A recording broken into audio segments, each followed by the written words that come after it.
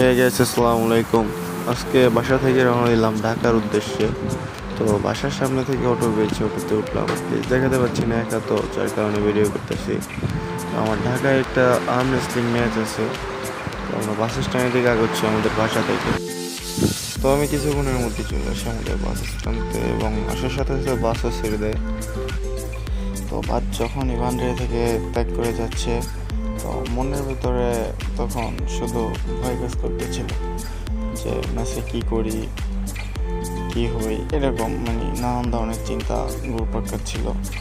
তো ধীরে ধীরে বাচ্চা ভান্ডারে ত্যাগ করতে থাকে আর আমার মাথা টেনশন বাড়তে থাকে। যখন গোপালগঞ্জ অতিক্রম করি তখন বৃষ্টি নামে, সেরকম বৃষ্টি নামে। তো সেরকম ছিল মুহূর্তটা, দেখার মতো একটা মুহূর্ত ছিল বাচ্চার মধ্যে।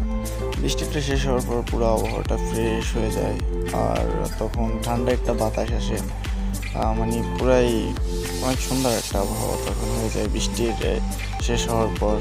তো ওইটাই জানলা খুলে উপভোগ করতে করতে যাচ্ছিলাম। কিছুক্ষণ পরেই আমরা পদ্মা সেতুর কাছেই চলে আসি। তো পদ্মা ওঠার পরে এর আগে আমি দুইবার ঢাকা যাই। তো ঢাকা যাই যে দুইবার, তো আমি ওরকম দেখতে পারি নাই, ঘুমিয়ে পড়ছিলাম। আর রাত্রে যখনই আসি আমি ব্যাগ যে ব্যবহার করছি রাতে করছি। তো পদ্মা সেতুর এরকম এনভায়রনমেন্টটা এরকম সুন্দর আমি দেখি নাই কখনোই, আজকে দেখতে পেলাম। আর সাইডের যে এইগুলা নদীর পাড়ে যে সাইডটা ব্যারিকেডটা করছে ওটা অনেক সুন্দর ছিল, অনেক সুন্দর দেখার মতো ছিল। ঢাকা গিয়ে আমি আমার ভাইয়ের বাসায় থাকি। তো পরের দিন সকালবেলা আমি রওনা দিই। আমাদের কিছু প্লেয়ার্স আছে যাদের সাথে আমি আগে কন্ট্যাক্ট করে খেলতে যেতাম। তো তারা হচ্ছে 300 ফিটে। তো আমি বাইক নিয়ে 300 ফিটের দিকে যাচ্ছি। সকাল থেকে ঢাকার রাস্তায় বৃষ্টি ছিল, ভুরি ভুরি বৃষ্টি ছিল। তো যখন যেতে যেতে হঠাৎ করে খুব জোরে বৃষ্টি নামে, তো ভিজে পড়ে যায়, পুরোই ভিজে পড়ে যাচ্ছি। 300 ফিট গিয়ে তাদের সাথে দেখা হয়। তো এই হচ্ছে তাসিম, আরাফাত, তারপর ওদের সাথে আরও এক ভাই আসে। তো সে ছবি তোলার জন্য ব্যস্ত ছিল, সে ওই যে ফোন চাপছে। তো এর ভিতরে আমরা একটু শর্ট ব্লগিং করতেছিলাম।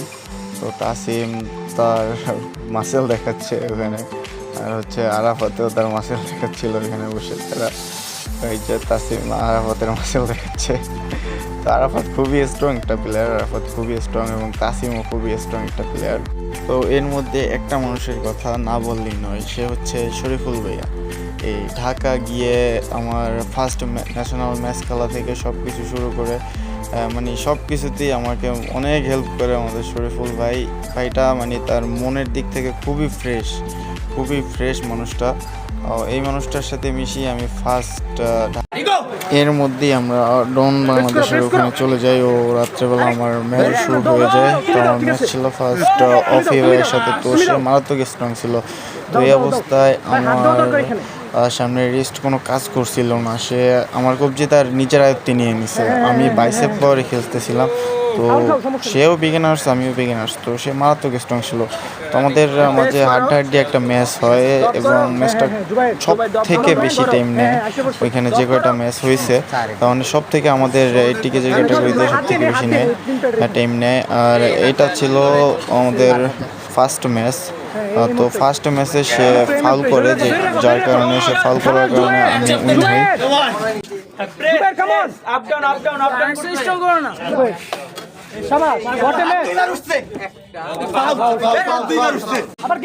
এটা ছিল দ্বিতীয় রাউন্ড, এবং এই রাউন্ডে আমি একটা ফাউল করি। পারতেছিলাম না, আমি একটা ফাউল করি, সেকৃতভাবে ফাউলটা করি। এটা হচ্ছে আমার লাস্ট ম্যাচ, এবং এই ম্যাচটা খেলার সময় সেও যে দেখবেন হাত উঠেছিল, ওই কাছ থেকে হাত উঠে এসে ফাউল করে। আর এই সময়টায় আমার হাতটা পুরো পাম্প হয়ে যায়। এটা আমার শেষ ম্যাচ ছিল। তো এই ম্যাচে আমার হাত টোটাল পাম্প হওয়ার কারণে আমি ওকে ধরে রাখতে পারছিলাম না, কারণ আমার হাতে কাজই করছিল না। আমার হাতটা পুরাই পাম্প হয়ে গেছিলো, কোনো কিছু করার মতো আমার হাতে কোনো এনার্জি ছিল না। তো এটা ফাইনাল ম্যাচ ছিল। ফার্স্ট হয় আর আমি দ্বিতীয় হই। তো এই টিকেজি ক্যাটাগরির ভিতরে ওর নামটা আমার সঠিক খেয়াল পড়ছে না, খেলে আসতেছে না। ও ফার্স্ট হয় আর আমি সেকেন্ড হই। তো নেক্সটে আমাদের একটি বাসা কর্তৃক আয়োজিত একটি ম্যাচ আছে 7 সেপ্টেম্বর। তো ইনশাল্লাহ ওই দিনের ভিডিওটা আপনাদের কাছে শেয়ার করবো। আল্লাহ হাফেজ, ভালো থাকবেন সবাই, দোয়া করবেন আমার জন্য।